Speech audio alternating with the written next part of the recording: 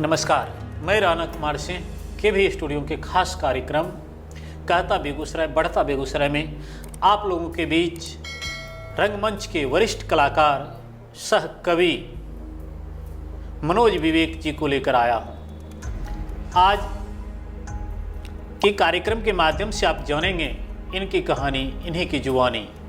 तो चलिए आपको मिलवाते हैं के भी स्टूडियो के खास कार्यक्रम में मनोज विवेक जी से।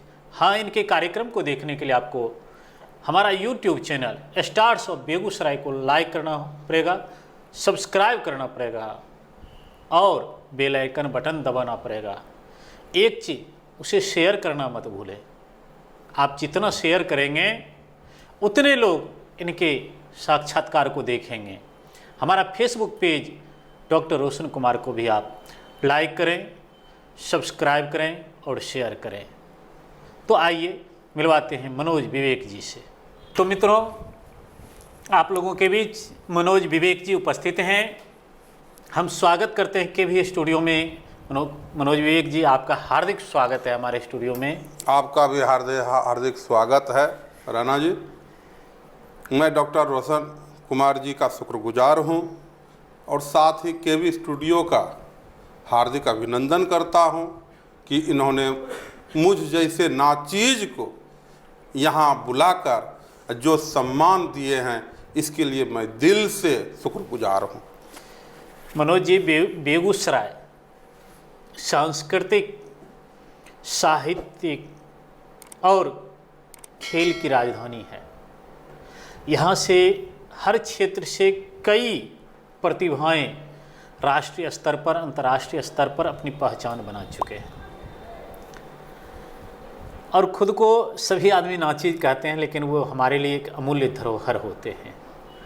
आप भी हमारे बेगूसराय के जितने भी नवोदित रंगमंच के कलाकार हैं या साहित्य के सेवक हैं, सब के लिए आप धरोहर हैं। हम आपका अपने के भी स्टूडियो परिवार में सम्मान करते हैं, स्वागत करते हैं। आप मनोज जी हमारे दर्शकों को बताएं कि आपकी प्रारंभिक शिक्षा दीक्षा कैसे हुई, आपका पारिवारिक परिवेश कैसा रहा? देखिए, मैं बहुत ही गरीब परिवार से बिलोंग करता हूँ। मुझे पढ़ाई लिखाई करने में बहुत कठिनाइयों का अनुभव करना पड़ा। यूँ तो मेरे पिताजी पुलिस विभाग में थे, लेकिन उनके सत्यनिष्ठा के वजह से उनको जितना वेतन मिलता था, उन्हीं में हम 4 भाई और 2 बहनों का गुजारा होता था। मनोज जी, निश्चित रूप से जो कर्तव्यनिष्ठ होते हैं उनको हर जगह परेशानियों का सामना करना पड़ता है, लेकिन कहा जाता है अंधकार में जो अपनी राह ढूंढ लेते हैं उनके लिए मंजिलें आसान हो जाती है। आपने अपने कर्म के बदौलत जो एक मंजिल बेगूसराय में कायम किया, बेगूसराय के रंगमंच के क्षेत्र में या साहित्य के क्षेत्र में, निश्चित रूप से आपके पिताजी आपके कर्तव्यनिष्ठता पर और खुद के ईमानदारी पर गौरवान्वित महसूस करते होंगे। और एक संतान से पिता की यही लालसा होती है, यही शुरू से अंत तक तमन्ना होती है। मनोज जी, आप रंगमंच के क्षेत्र में कैसे आए? बचपन से ही मुझे फिल्मों में जाने का शौक था जी, किंतु अर्थाभाव के वजह से मेरा स्वप्न बन के रह गया। जब मैंने समाज में देखा जी, कि यहाँ पर जो भागदौड़ की जिंदगी है, जी, सभी एक दूसरे को दबाने में लगे हुए हैं, उसे उभरने का मौका नहीं देते हैं। जी, जी, मायूस हो गया। मायूस होने के बाद धीरे धीरे रंगमंच से दूरी बनाने लगा। अच्छा। मैंने बहुत दिनों तक यहाँ पत्रकारिता में भी, प्रभात खबर में भी मैंने लिखा। जी, उसमें भी मैंने यही देखा जो सत्यवादी होते हैं, जो सत्य के राहों पर चलते हैं, उसे पग पग पर कठिनाइयों का सामना करना पड़ता है। जी। मैं इप्टा से बिलोंग करता था। इप्टा में मैंने बहुत ही निष्क्रियता, क्या कहते हैं, सक्रियता से मैंने मतलब उसमें कार्य किया। जी। जो भी काम मिला मैंने निष्ठापूर्वक किया। लेकिन यहाँ के जो राजनीतिक है, मैंने यूं कहा जाए कि कला में राजनीति का प्रवेश, हाँ, इसमें जो है मैंने जब देखा तो मुझे बहुत दुख महसूस हुआ, जिस वजह से आज आप देख रहे हैं इप्टा का क्या हर्ष हुआ है। हर चीज़ जो एक मुकाम हासिल करता है, और बेगूसराय में कई इप्टा संगठन जिसके नाम की चर्चा राष्ट्रीय स्तर पर होती थी, अभी भी एक दो इप्टा हैं जिसकी चर्चा अक्सर होती है, जैसे बीहट इप्टा जी है। उसके बाद नाटक में भी हम लेते हैं, कई हमारे बेगूसराय के वर्तमान में भी डायरेक्टर हैं, और मैं कई आपके जैसे रंगमंच के अभिनेताओं का, अभिनेत्रियों का साक्षात्कार लिया, पता चला कि हम अगर पिछले युग में जाते हैं तो हमारी लोक परंपरा जो थी उसको जिस तरह पूरे भारत में फैलाने का काम अनिल पतंग जी ने किया, तत्कालीन निर्देशक थे मनोरंजन मधुकर जी, ये लोग जो किया, वो वर्तमान के नाटक का जो एक परिदृश्य चेंज हुआ, और उस नाटक को हम लोक कथा से लेकर के विश्व पटल पर ले गए, जिसमें प्रवीण गुंजन जी हैं अगर कहा जाए, रोशन जी हैं, परवेज यूसुफ जी हैं, ऐसे कई निर्देशक बेगूसराय में हैं जो आपके जैसे वरिष्ठ कलाकारों को लेकर और नवोदित प्रतिभा को लेकर के हमारे बेगूसराय के रंगमंच को विश्व पटल पर लाए, अंतर्राष्ट्रीय पटल पर लाए। एक बेगूसराय की पहचान रंगमंच पर बन रही है अभी। हाँ, ये चीज़ भी कहीं से दूर करने योग्य नहीं है कि उसके पीछे कहीं ना कहीं राजनीतियाँ भी होती हैं, स्वार्थ भी छिपे होते हैं, हर चीज़ होते हैं।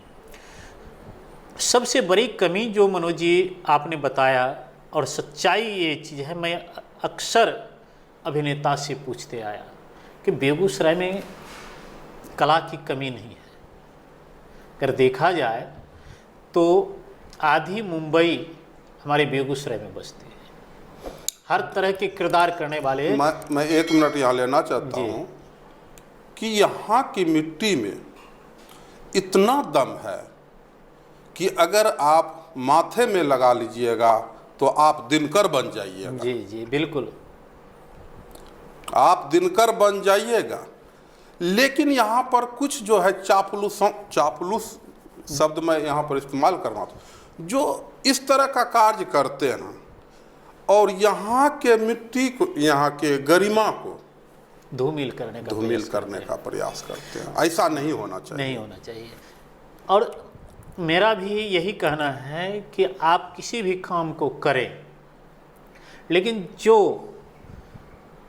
जिनके अंदर प्रतिभा की कमी नहीं है उनको अवसर देना मत भूलें, उनको अवसर दें जब तक वो अपने प्रतिभा का लोहा ना मनवा ले। देखिए, हर विभाग में गुटबंदी होता है हुजूर जी, और यह गुटबंदी जो शब्द है, यह जो है अच्छे अच्छे कलाकार, कवि, पत्रकार, चित्रकार, जितने भी कार शब्द लगे हुए हैं, सभी को नीचे धकेल देता है, सबको पीछे करता है। जी, आप बिल्कुल सत्य बोले, इसको मैं कहीं से काट नहीं सकता हूँ।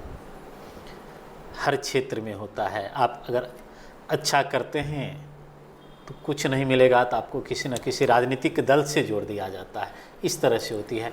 चलिए, फिर भी आपके जैसे वरिष्ठ जो कलाकार हैं, कवि हैं, वो अपनी राह निकाल ही लेते हैं। हाँ सबसे खुशी इस बात की होती है।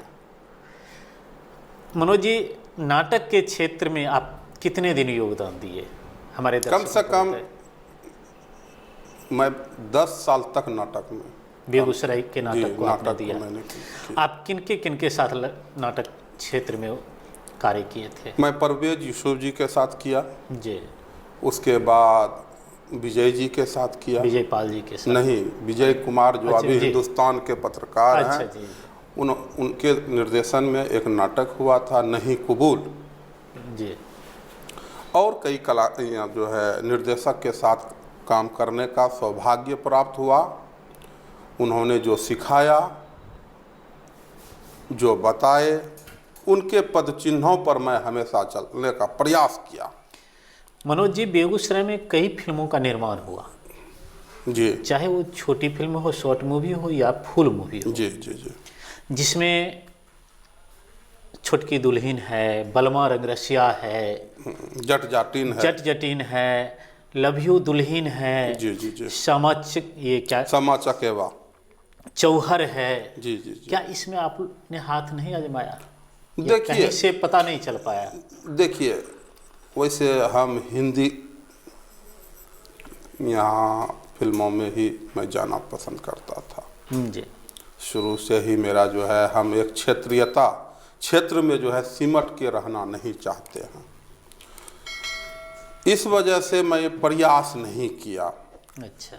प्रयास ही नहीं किया। वैसे अगर हम प्रयास करते तो इतना बुरे भी हम नहीं थे कि मुझे काम अवसर नहीं मिलता।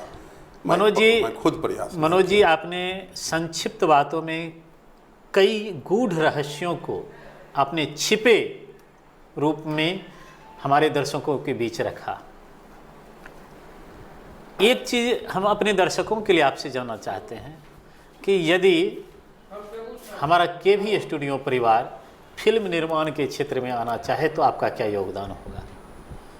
मैं तो उनका यहाँ शुक्रगुजार रहूँगा कि वह जो है अपने माध्यम से फिल्म का निर्माण करे, लेकिन पक्षपात के बगैर जो सही कलाकार हों। हमारा प्रयास है कि उनको जो है आगे लाने का प्रयास जी करें। हमारा प्रयास है और हम लोग इस पर मंथन भी कर रहे हैं कि हमारे केवी स्टूडियो परिवार की ओर से जो भी फिल्म निर्माण के क्षेत्र में कार्य होगा, सबसे पहले तो मैं आपके माध्यम से और इस इंटरव्यू के माध्यम से तमाम दर्शकों को भी बताता हूँ, बेगूसराय के तमाम कलाकारों को भी बताता हूँ, उसमें जितने भी कलाकार होंगे वो हमारे बेगूसराय के कलाकार होंगे और सभी जो भी कलाकार होंगे वो सभी स्टार्स ऑफ बेगूसराय होंगे। ये नहीं कि किन्हीं को 2 मिनट का समय मिला तो ये छोटा किरदार है, नहीं, ऐसा नहीं होता। सब हमारे लिए स्टार्स ऑफ बेगूसराय होंगे। हमारा ये प्रयास, और हम लोग इस दिशा में कार्य भी करने का प्रयास कर रहे हैं। मंथन भी हम लोगों का चल रहा है। इसी संदर्भ में मैंने आपसे ये प्रश्न रखा था। जितना भी मेरा योगदान आप लोग चाहेंगे वह पूरा योगदान जो है हम अपने दिल से समर्पित आपको करेंगे। चलिए, बहुत बहुत धन्यवाद इसके लिए। हम आशान्वित भी हैं कि आपको जब भी केवी स्टूडियो परिवार एक बार खोजेगा आप स्वयं हाजिर हो जाएंगे। चूँकि आपके उदार भाव को देखकर मुझे ऐसा लगा, मनोज जी आप एक कवि भी हैं। जी जी। और कवि की भावना निश्चल होती है, कहीं से कोई छल कपट दिखाई नहीं पड़ता है।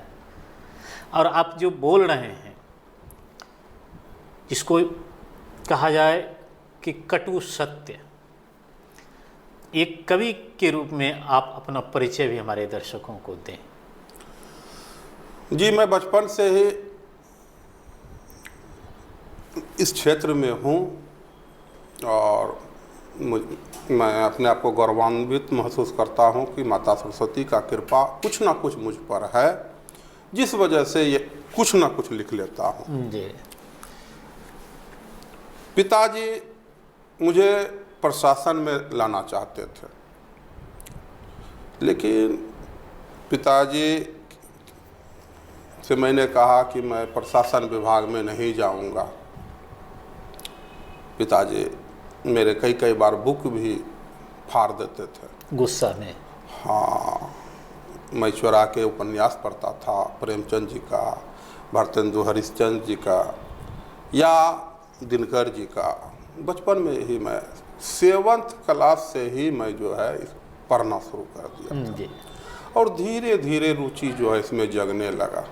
मेरा कोई गुरु नहीं है। अगर आप कहिएगा कि मतलब अगर कोई गुरु है आपको उंगली पकड़ के सिखाया, मेरा कोई गुरु नहीं है इस क्षेत्र में। ये माँ का कृपा है जिस वजह से, और आप लोगों का आशीर्वाद है जिस वजह से हम कुछ ना कुछ लिख लेते हैं। हम अपने आप को कवि नहीं मानते हैं। अगर हमारे कदरदान मुझे इस लायक समझते हैं और मुझे यह नाम देना चाहते हैं तो मैं इसे स्वीकार करने के लिए तैयार हूँ। तो हमारे दर्शकों के लिए अपनी छोटी सी कोई रचना 2-4 पंक्ति की आप रखें। इधर हाल फिलहाल ही में एक रचना है। आप किस विभाग से सुनना चाहते हैं? किस आप तरह किसी का? विधा में सबसे बेहतर लिखते हैं, उस विधा में आप सुनाइए हमारे दर्शकों को। गांधी जी के ऊपर मैंने, गांधी जी का इधर जो है 2 अक्टूबर को जन्म दिवस जी। था, उसी के उपलक्ष्य में मैंने लिखा था। अरमान मेरे दिल में है, अरमान मेरे दिल में है, तेरे पद चिन्हों पर चलूं। अरमान मेरे दिल में है, तेरे पद चिन्हों पर चलूं। सत्य अहिंसा का दामन थामे, देश के अंग्रेजों से लड़ूं, देश के अंग्रेजों से लड़ूं। पर तेरे जैसा हिम्मत दिल में मैं, पर तेरे जैसा हिम्मत दिल में मैं कहाँ से लाऊंगा। पर तेरे जैसा हिम्मत दिल में मैं कहाँ से लाऊंगा। 2 कदम की दूरी पर ही, 2 कदम की दूरी पर ही दीप तरह बुझ जाऊंगा, दीप तरह बुझ जाऊंगा। बहुत सुंदर। आपने गांधी जी को एक नाम दे करके वर्तमान के राजनीतिक परिवेश पर जो कटाक्ष किया। जरा सा 2 पंक्ति। जी। बुझने से पहले, बुझने से पहले ओ नायक आकर मुझे संभालना। जी। बुझने से पहले ओ नायक आकर मुझे संभालना। फिरंगी से कैसे लड़ूं मैं, फिरंगी से कैसे लड़ूं मैं। कृष्ण बन के बतलाना, कृष्ण बन के बतलाना। जैसे ही कान्हा बन के सत्य का ज्ञान बताओगे, जैसे ही कान्हा बन के सत्य का ज्ञान बताओगे। मैं अर्जुन बन के वानों से गद्दारों को खदेरूंगा, गद्दारों को खदेरूंगा, गद्दारों को खदेरूंगा। बहुत सुंदर। आपने छोटी सी रचना में बहुत सारी बातों को निचोड़ कर रख दिया। एक कवि यही करते हैं। कवि कहते हैं कि 1.25 गज की फुटपाथ पर जब कोई तन सोता है, कभी जाकर पूछा उससे गरीबी भी कुछ होती है। क्या होती है दवा दर्द की, कैसे किस्मत रोता है। क्या होती है बच्चे की शिक्षा, घर की छाया भी कुछ होती है। कभी जाकर पूछा उससे गरीबी भी कुछ होती है। तो इस गरीब को पूछने वाला वर्तमान में जो देश का अंग्रेज है, आपने अपनी रचना में उस पर कटाक्ष किया। निश्चित रूप से आपकी ये रचना हमारे दर्शकों को अच्छी लगी होगी और आप तमाम दर्शकों का जो व्यू होगा वही यह साबित करेगा कि हमारे मनोज विवेक जी ने अपनी कविता के माध्यम से देश के वर्तमान स्थिति पर क्या लिखा और क्या आप लोगों के बीच प्रस्तुत किया। मनोज विवेक जी, आप हमारे दर्शकों को बताएं कि भविष्य में आपकी क्या योजना है। सेवा करूं, सदा उनके। आपके 2 पदचिन्ह हैं, एक साहित्य और एक कला। दोनों का सेवा करूं दिल से। दोनों की सेवा आप करना चाहते हैं। जी जी। मनोज जी, आपने कहा कि कला जगत में आपने 10 साल कार्य किया। आपने साहित्य की भी सेवा की, लेकिन वर्तमान में जितने भी युवा कलाकार हैं या युवा साहित्यकार हैं बेगूसराय के, वो मनोज विवेक को नहीं जानते होंगे। चेहरा से जानते होंगे कि ये मनोज विवेक हैं, नाम से जानते होंगे ये मनोज विवेक हैं, लेकिन ये मनोज विवेक हैं कौन? ये रंगमंच के वरिष्ठ कलाकार हैं या साहित्य के वरिष्ठ साहित्यकार हैं? नहीं जानते होंगे। हम केवी स्टूडियो परिवार का यह प्रयास है, खासकर हमारे डॉक्टर रोशन कुमार सर का, कि मनोज विवेक जी जैसे कला और साहित्य को जीवन देने वाले, अपना उसमें जीवन व्यतीत करने वाले व्यक्ति को पूरा बेगूसराय फिर से जाने। मैं उनका शुक्रगुजार हूँ। तो ये कई प्रयास हम लोगों का कैसा लगा आपका? ये प्रयास सराहनीय है। जो गुमनामी के अंधेरे में गुम हो चुके हैं, अगर आप उन्हें फिर से रोशनी की किरण दिखा रहे हैं तो इससे बढ़कर उपकार और कुछ भी नहीं है। यह एक उपकार कर रहे हैं उन गुमनाम जिंदगी जीने वाले जितने भी मतलब इस विधा में जो है निपुण मतलब आदमी हैं। और हम क्या कह सकते हैं, यह सराहनीय प्रयास है। मनोज जी, एक प्रश्न, जब केवी स्टूडियो परिवार से यहाँ आमंत्रित करने के लिए आपको फ़ोन गया और आपने जिस समय फ़ोन उठाया, आपको ये कहा गया होगा कि आपको हम एक साक्षात्कार के लिए केवी स्टूडियो में आमंत्रित करते हैं, उस समय आपको कैसा लगा होगा? बहुत गौरवान्वित महसूस हम किए अपने आप को। कम से कम मुझ जैसे अभागे को आपने जो इज्जत दिया, और हम इससे क्या इतना हम फूले नहीं समाये कि पूछिए मत। लेकिन आपको पाकर हम खुद, हमारा केवी स्टूडियो परिवार खुद भाग्यशाली महसूस कर रहा है, जिसने बेगूसराय जिला को नाटक और साहित्य में अपूर्व सेवा दी है। हम लोग खुद भाग्यशाली हैं कि आज हमारे केवी स्टूडियो परिवार में आप आए, अपना बहुमूल्य समय दिया।